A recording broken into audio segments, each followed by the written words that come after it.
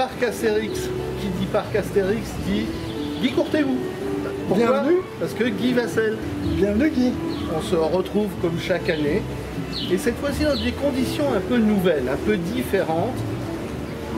On a déconfiné. Alors quels sont les changements dus à cette saloperie qui existe? C'est vrai que pour nous c'est une situation inédite. Fermé pendant le mois et demi, on devait ouvrir le 4 avril. On se retrouve au 15 juin. C'est un peu compliqué, forcément.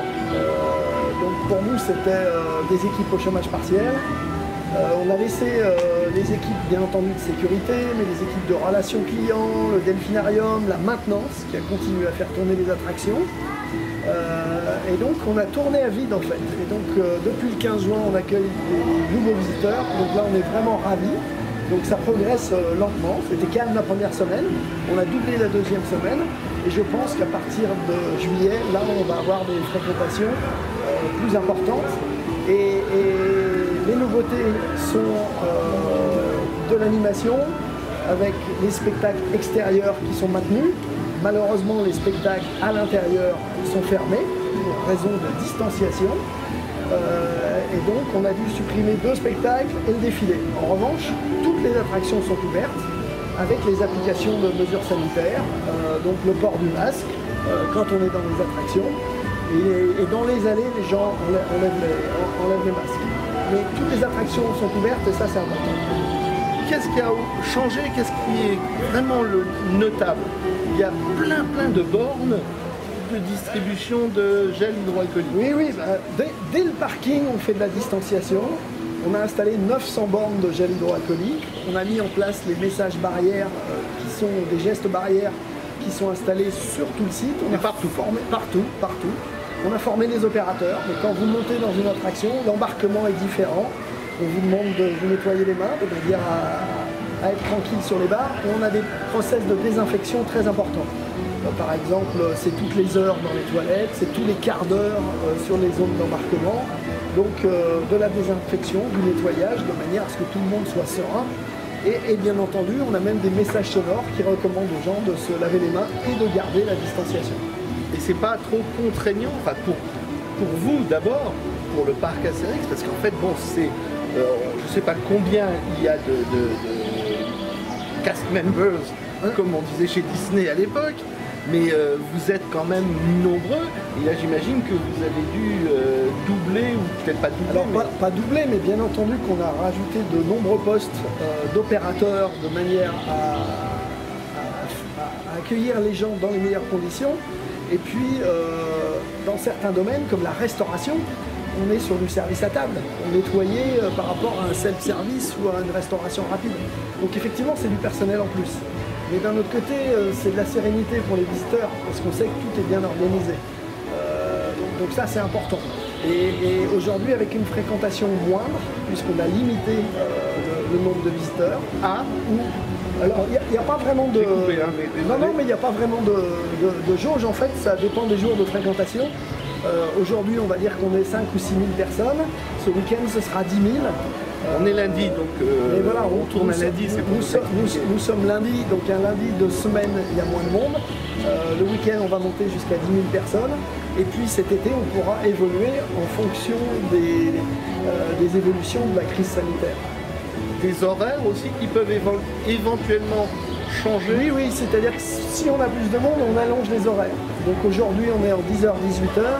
Quand vous allez revenir après le 14 juillet, par exemple, on sera en 10h, 19h. Et on peut étendre jusqu'à 20h si nécessaire. Quelle est la capacité du parking? Alors la capacité du parking, c'est très grand, c'est 6 000 voitures. Et la capacité du parc est très grande. On va monter jusqu'à 30 000 visiteurs.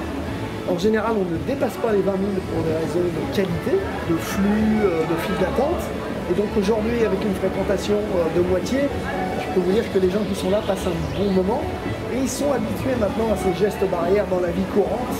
Donc ça ne nuit pas trop à l'expérience pour revenir à la première question. L'expérience, on l'a.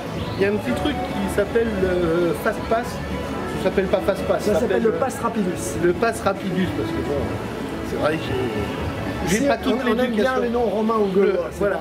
Et ça permet de on va dire, de couper les files. On a une petite file à part pour faire certaines attractions, pas toutes, mais bon, disons les plus sur les 8 plus importantes, dans lesquelles il y a habituellement de l'attente, ça permet de ne pas attendre. Ah oui, ça, j'avoue que là, on a réussi à faire tout ce qu'on voulait voir dans la journée. On n'a pas fait les spectacles. Et à propos de spectacles, j'ai vu qu'il y avait aujourd'hui seulement deux représentations du Delphinarium. Oui, parce que par rapport à la fréquentation, ça suffit en fait.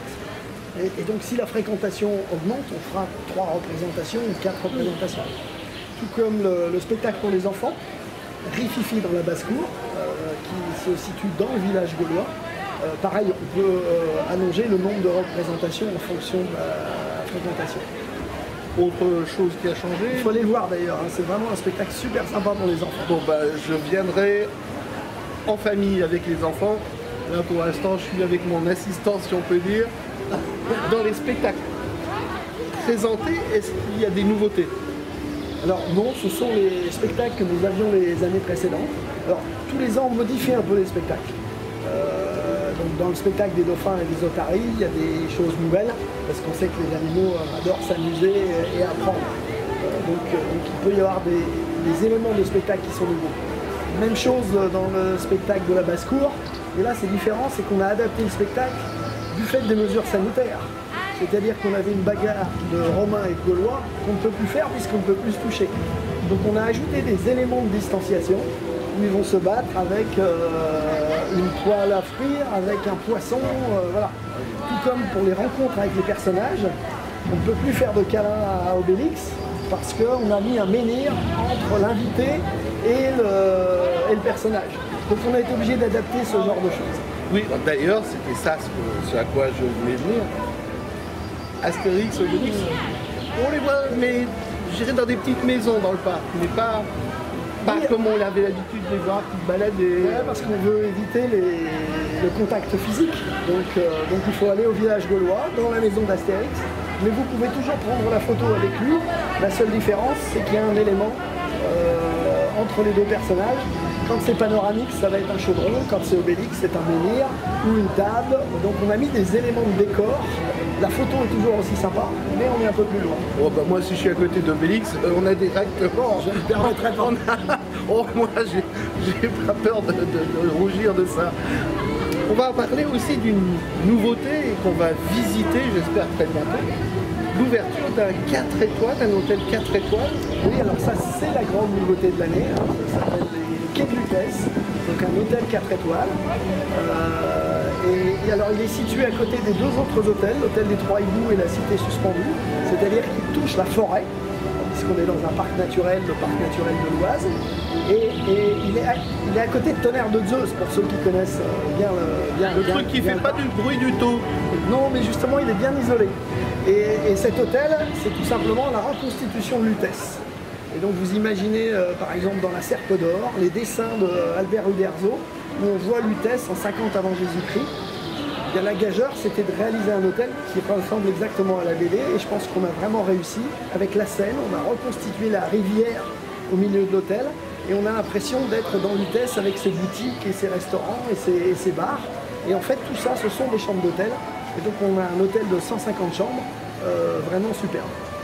Bon, donc on se donne rendez-vous pour visiter cet hôtel, qui fait, j'imagine, restauration aussi. Oui, bien entendu, avec un restaurant de grande qualité parce qu'on est dans les 4 étoiles, et avec un bar très sympathique et un bar en terrasse au bord de la Seine.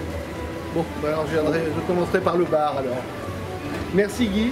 Je vous en prie. On se dit à bientôt. À bientôt. Et peut-être à l'année prochaine, enfin avec peut-être de nouvelles attractions. Il y a quelque chose qui... Oui, pour l'année prochaine, on travaille sur notre défilé avec de nouveaux chars. Voilà. Merci beaucoup encore.